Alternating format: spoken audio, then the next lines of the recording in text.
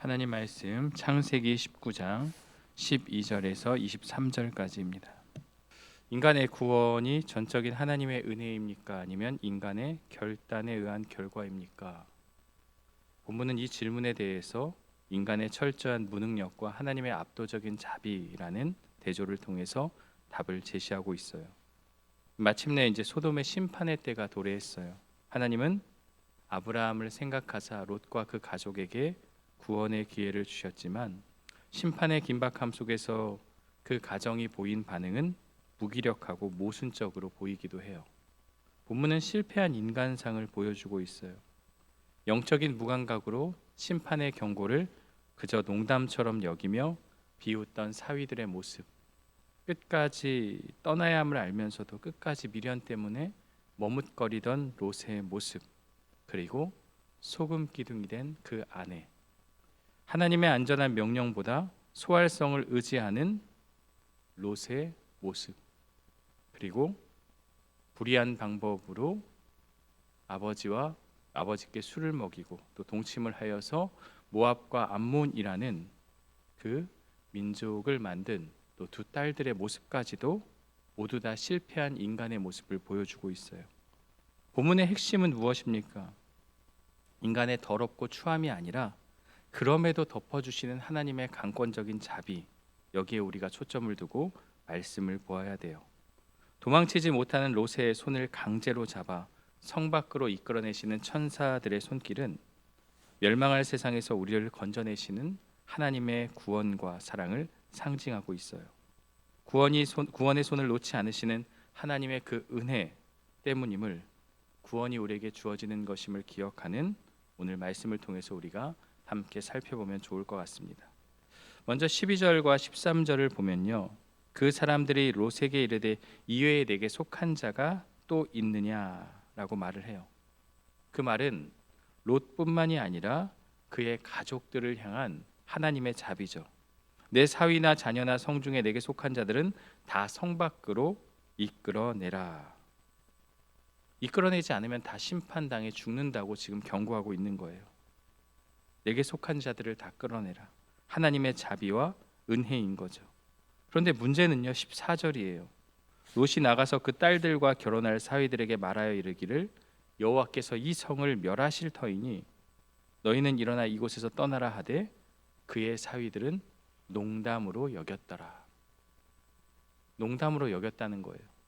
지금 이 땅이 멸망한다고 이야기함에도 불구하고 그의 사위들은 전혀 그것을 진실로 듣지 않고 농담처럼 여긴 거죠. 바로 직전에 아브람과 사라가 아들이 있을 것이라는 그 하나님의 말씀에 비웃었던 그 웃음과 같은 단어인 차하크가 쓰인 거예요. 그들은 지금 믿지 못하고 웃으며 농담으로 여기며 사태의 심각성을 인지하지 못하고 있는 거예요. 들었지만 대수롭지 않게 여겨요.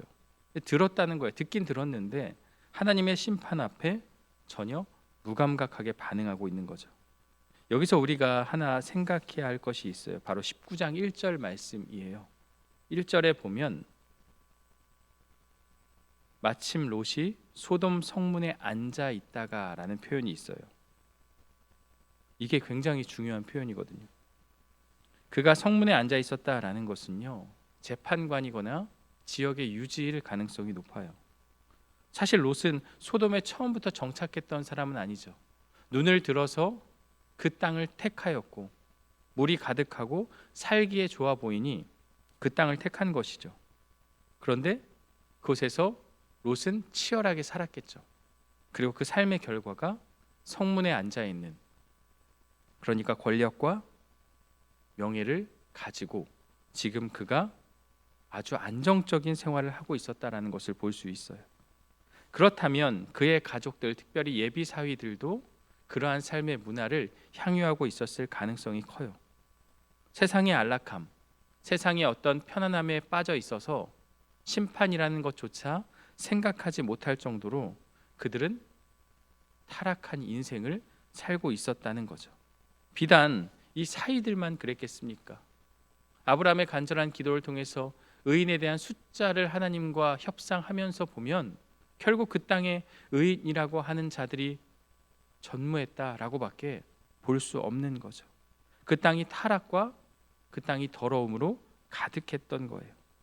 15절을 보면요, 동틀 때에 천사가 롯을 재촉하여 이르되 일어나 여기 있는 내 아내와 두 딸을 이끌어내라. 이 성의 죄악 중에 함께 멸망할까 하노라. 여기서 두 딸 앞에 있는 여기 있는 내 아내와 두 딸, 여기에 여기 있는 이라는 수식어가 중요해요. 여기 있는 이란 이 사람들은 적어도 그의 사위들과는 다르게 하나님의 말씀 앞에 순종하고 지금 떠나겠다고 마음먹은 자들이죠.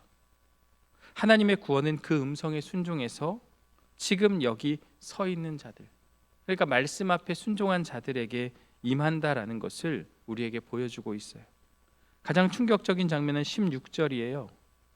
그러나 롯이 지체하매, 자기가 사위들한테 떠나자라고 빨리 떠나야 된다고 얘기해놓고 롯은 정작 망설이고 있는 거예요. 방금 전까지 사위들에게 일어나 떠나라, 하나님께서 심판하신다라고 외쳤던 롯이 어쩐 일인지 지체하고 있어요. 가족들에게 선포하고 지금 떠나야 하지만 막상 자기 삶의 터전을 버려야 할 순간이 오자 발걸음이 떨어지지 않겠죠. 그의 마음속에 무슨 생각이 들었겠습니까?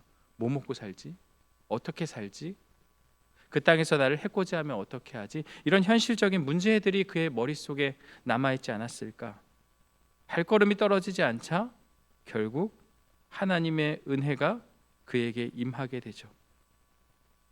그 사람들이, 천사들이 강제로 움켜쥐고 끌어내고 있어요.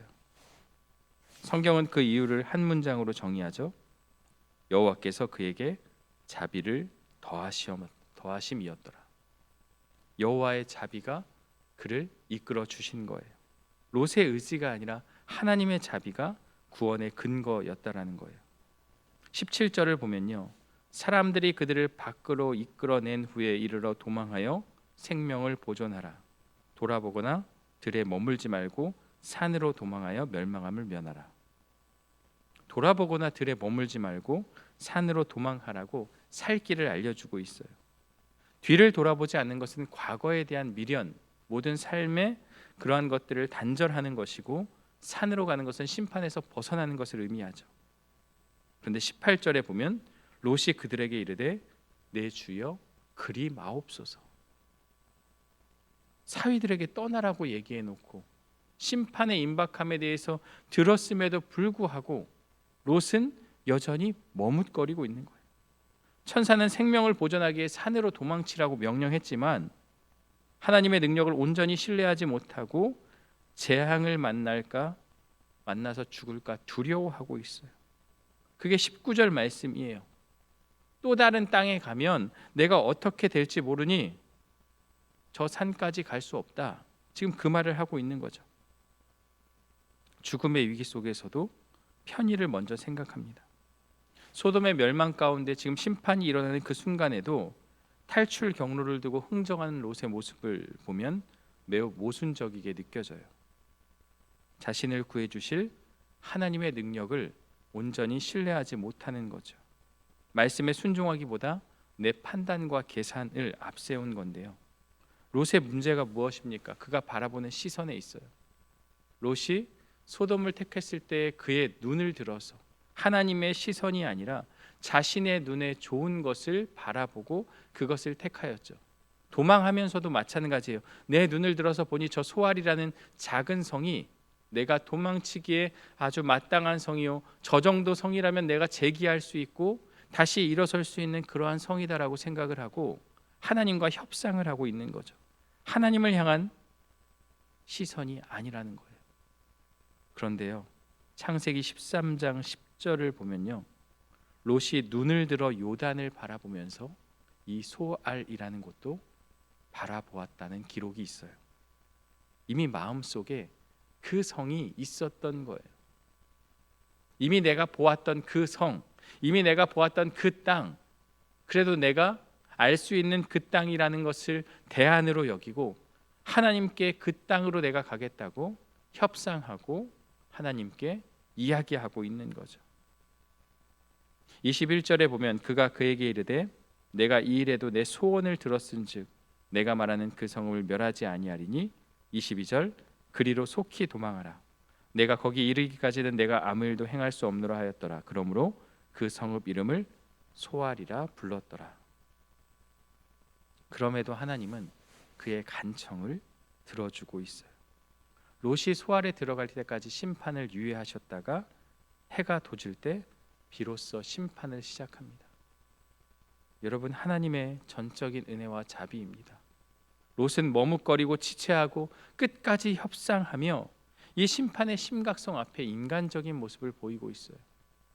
아브라함의 간절한 기도, 하나님의 그 구원의 역사하심이 아니었다면 그는 심판받아 마땅하지만, 그러나 하나님은 그럼에도 그 가정을 구원하여 주시는 거죠. 롯이 심판의 불길 속에서도 소알을 고집했던 이유가 무엇입니까?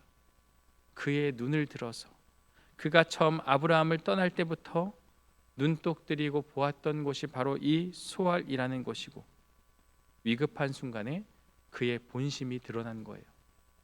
여러분, 우리도 위급한 순간에 본심이 튀어나와요.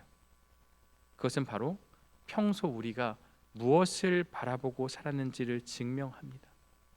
신앙생활을 하다 보면요, 위기가 있고 시험에 들 때가 있어요. 바로 그 순간에 우리의 본심이 드러나요. 교회라는 것이, 신앙생활이라는 것이 요즘 많이 우리가 하고 있는 구독 서비스처럼 넷플릭스 구독하듯이, 유튜브를 구독하듯이, 교회라는 것도, 신앙생활이라는 것도 그렇게 구독하다가 마음에 안 들면 구독 취소 버튼을 누르고 또 다른 곳을 찾아서 가는 그러한 모습들, 이것이 바로 평소 우리가 무엇을 보고 신앙생활 하였는지를 우리에게 보여주고 있어요.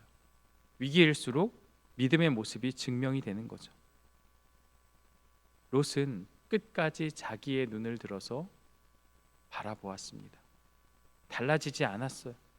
하나님은 우리에게 산으로 올라가라고 명령하시지만, 그러나 우리는 여전히 저 성읍은 가깝고 작으니 저기까지만 가겠습니다라고 하나님과 협상을 하려 합니다. 하나님의 방법은 그게 아닌데 인간은 항상 그러하다는 거죠. 내 시선이 여전히 세상의 안락함과 타협점에 머물러 있다면 우리는 몸만 빠져나왔을 뿐 마음은 여전히 소돔에 머무는 그러한 사람으로 살 수밖에 없는 거예요. 오늘 말씀을 통해서 나의 시선이 머무는 곳이 세상의 소알인지 아니면 하나님의 산인지 정직하게 대면하고 우리의 모습을 살펴야 할 것입니다. 오늘 본문의 가장 감동적인 반전은 어디에 있습니까? 롯이 지체하며와 손을 잡아 인도하는 그 하나님의 은혜, 여기에 있다는 거죠. 이것이 반전입니다. 롯이 자격이 있어서 구원받은 것이 아닙니다. 심판을 농담으로 여긴 사위들이나 떠나야 할 때 머뭇거린 롯이나 내일 살펴볼 소금기둥이 된 그의 아내나 말도 안 되는 그러한 모습으로 자식을 낳았던 두 딸들의 행태나 영적인 무능력함은 모두 다 마찬가지였습니다. 차이를 만든 것은 단 하나, 바로 하나님께서 롯의 손을 움켜쥐신 하나님의 은혜와 자비였다라는 것을 오늘 말씀이 우리에게 보여주고 있어요. 여러분, 구원이라는 것이 나의 단호한 결단으로 주어진 것이 아니라 도망칠 기력조차 없는 나를 메고 나오신 하나님의 은혜의 결과가 구원이다라는 것을 우리에게 말씀하고 있어요. 내가 오늘 이 자리에 있는 것은, 내가 오늘 신앙 안에 거하는 것은 머뭇거리는 나의 손을 놓지 않으신 주님의 집요한 사랑 때문임을 우리는 기억해야 할 것입니다. 구원은 우리가 하나님을 향해 달려간 결과가 아니라 주저앉아 머뭇거리는 우리에게 찾아오시는 하나님의 은혜라는 사실을 우리는 기억해야 합니다. 내가 무언가를 해서, 내가 열심을 다해서 하나님을 섬기고 그러한 것이 아니라 머뭇거리는 나를 향해 하나님께서 찾아오신 결과가 바로 구원이라는 것을 우리에게 말씀하고 있어요. 심판의 불길이 코앞에 닥친 순간에도 세상의 미련 때문에 발을 떼지 못하는 롯의 손을 강제로 잡아 끄시는 그 천사의 손길이 바로 오늘 저와 여러분을 붙들고 있는 하나님의 강권적인 자비임을 우리에게 본문이 말씀하고 있어요. 오늘 우리의 모습은 어떠합니까? 이 소알이라는 하나님의 말씀과 현실이라는 그 간극 앞에 우리는 무엇을 택하며 살아가고 있습니까? 그리고 우리가 구원을 위해서 우리의 어떠한 공로나 우리의 모습이 아닌 하나님의 강권적인 자비임을 깨닫고 우리는 살아가고 있습니까? 이제 우리는 더 이상 내 눈에 좋아 보이는 세상의 소화를 바라보며 머뭇거리는 자가 아니라 우리의 손을 절대 놓지 않으시는 하나님의 신실한 손에 이끌려 하나님이 명하신 그 산을 향해 묵묵히 걸어가는 믿음의 사람이 되기를 주님의 이름으로 간절히 축원합니다. 함께 기도하겠습니다. 하나님 아버지, 오늘 우리에게 주시는 말씀을 통해서 우리가 많은 것을 깨닫게 됩니다. 심판이 임박한 그러한 순간 가운데서도 롯은 여전히 머뭇거리고 지체하며 세상이 주는 향락과 그 문화에 빠져 하나님의 말씀 앞에 바르게 서지 못하는 것을 보게 됩니다. 이 모습이 바로 우리의 모습임을 돌아보게 하여 주옵소서.